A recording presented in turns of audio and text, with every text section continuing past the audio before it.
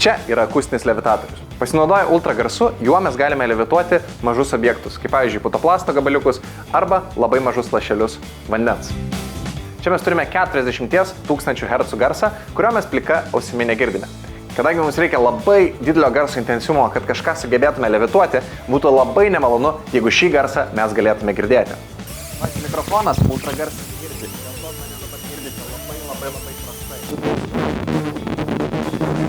Tarp šių ultragarsinių garsiakalbiukų mes dabar sukūrėme stovinčią bangą. Tai reiškia, kad mes turime kažkokius tai taškus, kuriuose slėgis nesikeičia ir aplinkui juos vyksta svyravimai. Ir dabar tose taškuose mes galime levituoti mūsų įvairius objektus. Ir šias stovinčias bangas mes galime pamatyti su mūsų specialiu Šlierino fotografijos sustatymu. Ir dabar mes matome, kad mūsų objektai levituoja mūsų stovinčios bangos tarpeliuose.